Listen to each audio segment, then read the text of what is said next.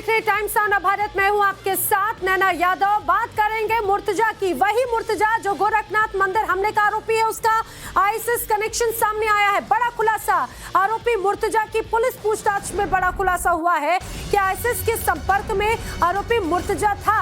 मुर्तजा ने आईएसआईएस की शपथ भी ली थी, ये भी पुलिस पूछताछ में पता चला है।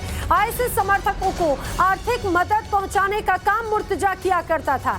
इतना ही नहीं बताया ये भी जा रहा है कि आईएसआईएस के जो समर्थक हैं उनको किस तरह से सहयोग करता था मुर्तजा, ये बात सामने आई है। वहीं इसके अलावा मुर्तजा ने करीब 8.5 लाख रुपए यूरोप अमेरिका तक भेजे हैं। समझिए, सोशल मीडिया के जरिए मुर्तजा आईएसआईएस के कनेक्शन में था। सोशल मीडिया प्लेटफॉर्म जैसे फेसबुक हो या ट्विटर, इनके जरिए आईएसआईएस से जुड़ा हुआ था मुर्तजा। वहीं बड़ी घटना को अंजाम देने की भी इसकी बड़ी साजिश थी। जिस तरह से पुलिस पूछताछ में खुलासा हुआ, बताया जा रहा है कि जिस तरह से अब एक एक करके परतें खोल रही हैं, तो उसमें आईएसआईएस वाला कनेक्शन सामने आया। आरोपी मुर्तजा ने सुरक्षा कर्मियों पर भी हमला किया था।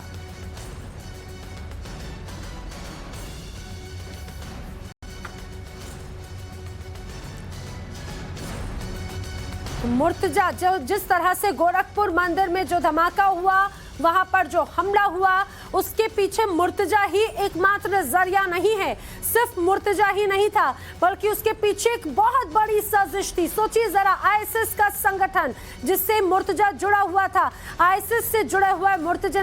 आईएसआईएस आतंकी संगठन है और उससे मुर्तजा जुड़ा हुआ था।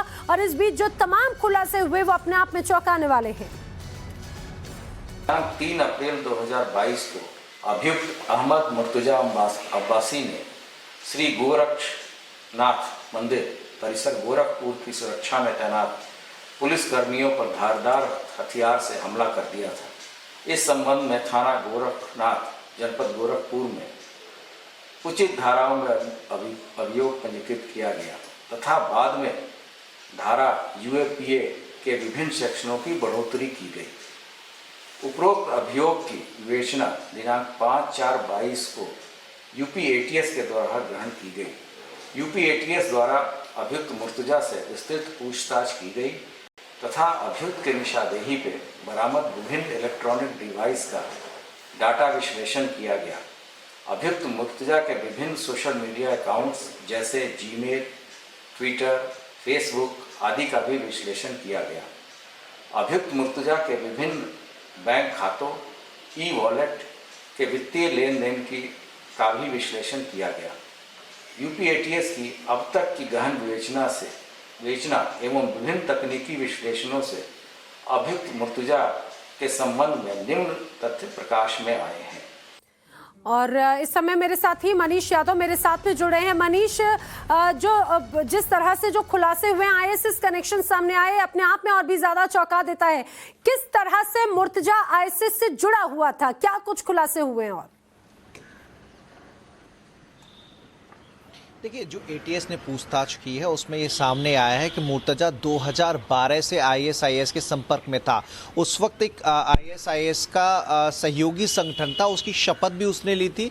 अंसार उल तौहीन उस संगठन का नाम था। 2014 में उस संगठन का आईएसआईएस में विलय हो गया, मर्ज कर दिया गया। उसके बाद 2020 में मुर्तजा ने दोबारा आईएसआईएस के सक्रिय सदस्य के रूप में शपथ ली थी।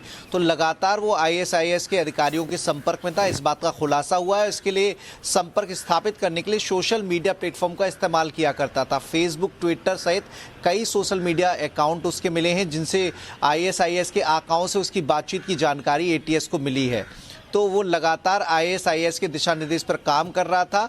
8.5 लाख रुपए उसने अमेरिका और यूरोप के कई देशों में भेजे थे और वो आईएसआईएस की आतंकी एक्टिविटी के लिए भेजे गए थे। इसके लिए कई संगठनों का सहारा भी लिया गया था।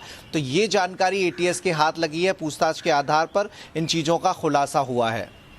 बिल्कुल, लेकिन जिस तरह से जो तमाम बातें इस दौरान मनीष सामने आई, मानसिक रूप से विक्षिप्त होने की बात कही गई थी और ये भी कहा गया था कि ये सिर्फ और सिर्फ मनीष, जिस तरह से मुर्तजा का नाम सामने आया, सिर्फ मुर्तजा नहीं होगा।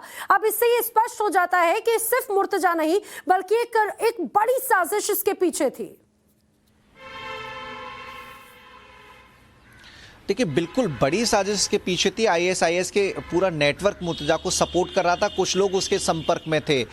वो लगातार इंटरनेट के माध्यम से कई हथियारों की जानकारी लिया करता था और उस हथियारों की मिलने से पहले उसने उसकी प्रैक्टिस शुरू कर दी थी। उसके लिए एयर गन का सहारा वो ले रहा था। मंसूबे भी उसके साफ थे कि वो जब गोरक्षनाथ मंदिर पर हमले के लिए पहुंचा तो उस बाके से उसे हमला करना था, लेकिन एजेंडे में ये था कि पुलिसकर्मियों से उनके हथियार छीनकर बड़ी वारदात को अंजाम देना था। तो ये उसे पूरी लीड दी गई थी। कोई आईएसआईएस के आका थे जो उसे लगातार पूरी चीजें बता रहे थे। एटीएस की पूछताछ में ये सारी जानकारी सामने आई है। उसके आधार पर अभी और भी इन्वेस्टिगेशन चल रही है। उसके आधार पर पूरी तस्वीर को और साफ करने की कोशिश में एटीएस के अफसर जुटे हुए हैं।